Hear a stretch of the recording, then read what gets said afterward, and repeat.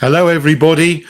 It is now COVID 2.0 in 2026, or should I say COVID 7.0 or 8.0. I lose track of the number of times that they try to rinse and repeat the fear porn of creating another pandemic propaganda exercise, which is what we have in the UK at the moment, with all the current reporting about a meningitis outbreak that is unprecedented, with super spreading events in nightclubs and in places where young people and students meet together, having broken out in a nightclub called Chemistry, apparently, sometime between the 5th and the 15th of March in Canterbury, in Kent. Now, I don't believe the propaganda at all. I didn't believe it now. I didn't believe it back in 2020 either, when just about this very time of year, March 2020, we started getting a narrative flip in the mainstream media, and they started pushing for lockdowns and for society to close down because of a pandemic. And that wasn't just here in the UK, that was everywhere in the world, all at once, acting in lockstep together. It's funny, I just looked back at some of my tweets. This is what I wrote exactly 6 years ago. Now, at this time, I still wasn't sure how it was created. Now, I don't think that there actually was something called COVID that was different to just a normal influenza virus that goes round every season. But I was still calling it at the time the Wuhan coronavirus. Okay, so I know better now. But what I did say there is mortality rates may be above normal for a short time, but over 99% will survive. MSM Project Doom and propaganda for lockdowns, martial law, and forced vaccinations should be resisted. 19th of March, 2020. So I was roundly derided for my stance for years.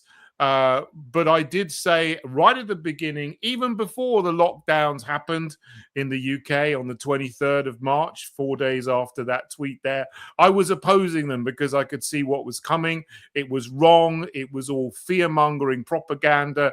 The science that they were using was absolute nonsense. You could see the modeling from Professor Ferguson and the graphs which were being shown by who's the guy, Valance and Van Tam and all these people that they had on the stage in Downing Street. They weren't even labeled properly with proper axes and with actual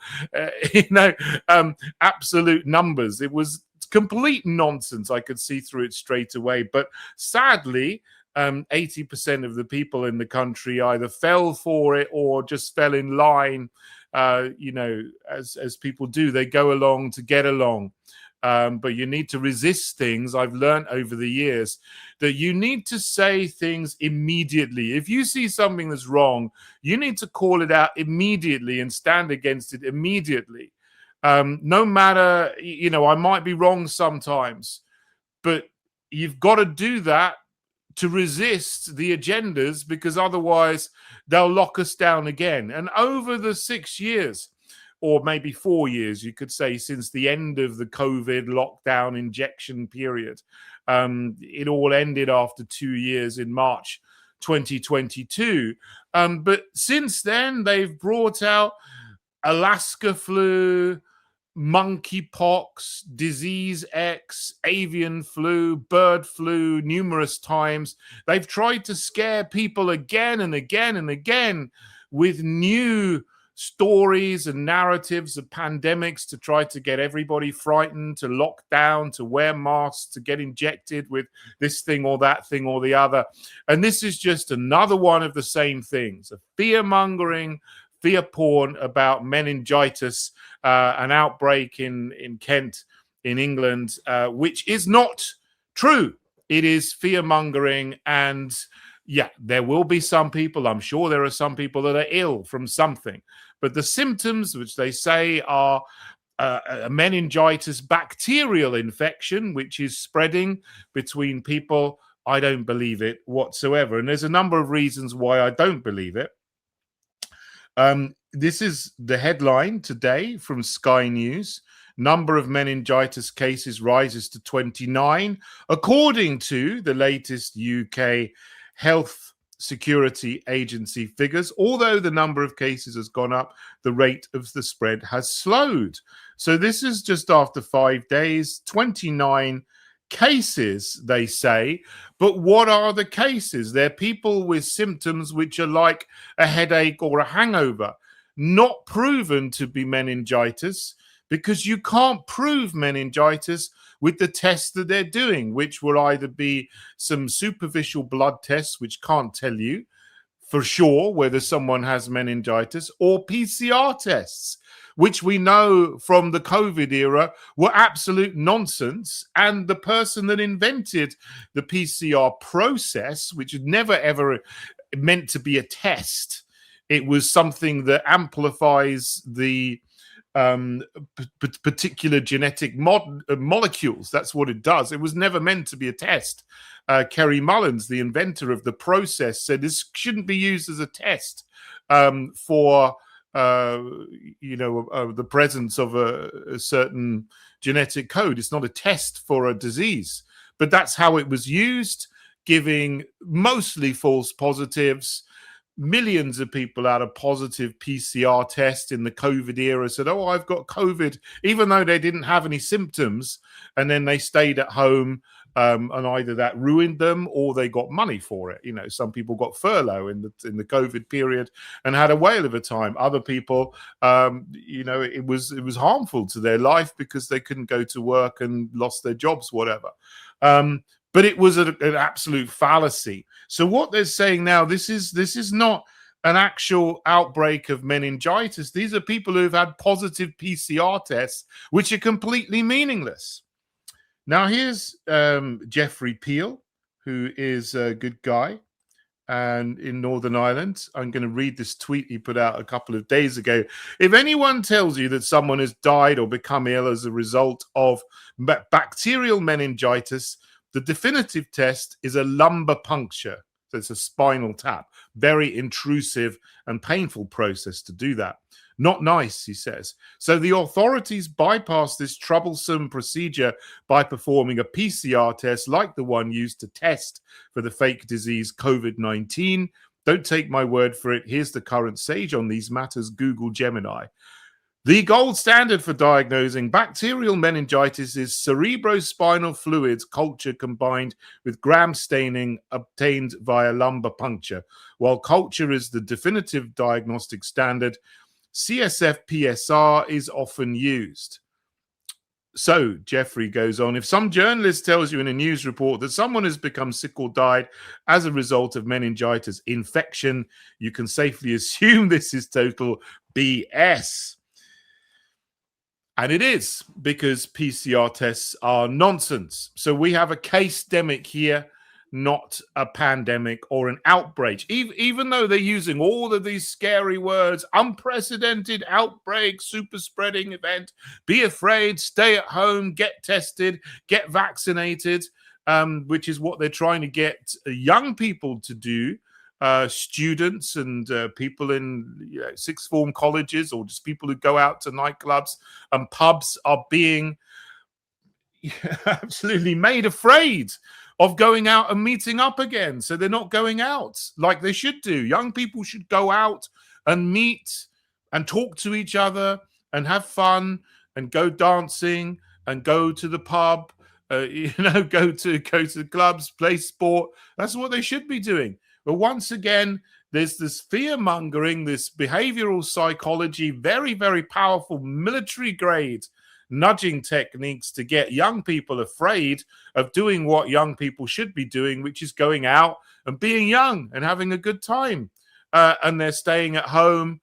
And worse than that, they're being coerced into getting more injections. And apparently the antibacterial agent that they're giving people to so-called protect them against meningitis, number one, is very harmful, and number two, can give you the same symptoms as you would get from meningitis. So some people are getting a vaccine or an antibiotic, and then they're getting the symptoms of meningitis anyway, where they wouldn't have it if they didn't go and get an injection, just like we have seen before with the whole COVID scamdemic. So that's what's happening there. Here's an example of the fear porn.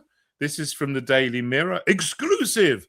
Kent student hospitalized for suspected meningitis. Saw people crying and screaming. Rania, 21, a third-year student at Kent University, was rushed to hospital after she began to feel unwell, where she said people were screaming in pain and crying. Well, going to the hospital is not a pleasant place. People will be in pain in some circumstances in the hospital. It's not unusual. It's not nice, but that's what happens. But I mean, this again, there's no indication these were people who actually had meningitis. One of these, apparently 29 people, as they say so far, who've had it, but through PCR testing, mostly who will probably be asymptomatic anyway. And as this even says, even this report, as it says, the spread is slowing down, notwithstanding the super spreading fear propaganda that we had a few days ago. So what I must say is that the people who have been brave enough and courageous enough to call this out from the very beginning are the same people as always step up to the plate and do this. Jeffrey Peel, Miri, Kate Shemirani, others who have spoken out against this from the very beginning. They see the propaganda, see the coercion, see the behavioral psychology nudge units working, trying to, and they've got control over all of the output on mainstream media. They get MPs, the health secretary like Wes Streeting, to promote the idea that there's an outbreak, get everyone afraid. And but the same good people are stepping up to the plate again. And as more of us step up to the plate immediately, David Clues is another just come to mind. If we step up to the plate immediately and call out the BS, stand against the fear narratives, then that pushes back on them. And it looks like they're starting to back down from this already, because the headline today, less than a week after the first headlines, is, oh, well, okay, the spread is slowing down. It's gradually actually dissipating from the headlines, the top headlines. There's still some media outlets pushing fear porn, but it seems to be dissipating because of brave people who are calling this out. I lead the Heritage Party. We're the only party that's even saying anything about this. And I've had a number of people within the party write to me about this, and particularly highlighting something called Exercise Pegasus, which is a pandemic preparedness exercise from last year. This is in the Hansard, which is the records of the discussions and debate in Parliament. So Exercise Pegasus was known about by the government in Parliament. It was an exercise about a novel enterovirus outbreak. The exercise was on these 3 dates in September and October in 2025. And it was about leading to serious conditions such as meningitis or acute flaccid paralysis. They did an exercise last year called Exercise Pegasus, which was about a meningitis outbreak. Exactly the same as how there was an exercise before COVID in the autumn of 2019, Event 201, where there was an exercise about an outbreak of coronavirus. Oh, lo and behold, March 2020, COVID. Here we have Exercise Pegasus. Lo and behold, March 2026, meningitis. It's exactly the same playbook. Rinse and repeat, trying to do the same thing, trying to get people afraid, trying to get people to not meet each other, to change their lives so they can all be atomized, stay at home and then have their brains sucked out by, whatever AI propaganda and manipulation there is, and also to get injected with stuff which isn't going to do people any good. And they're targeting young people this time, which is absolutely abhorrent. I don't see anyone else in any other party calling this out, but you can always rely on me and the wonderful people we have in the Heritage Party who are critical thinkers, who see through the propaganda to speak up about things which are going to come against you and try to take away your freedom. And we'll always stand against that. So there you go. That's the truth about the current health propaganda that's going on. Think about it for yourself, and I hope you will come to the same conclusions as I have. And there's no need to panic. Just keep calm and carry on. Thanks for listening, everyone. God bless you all.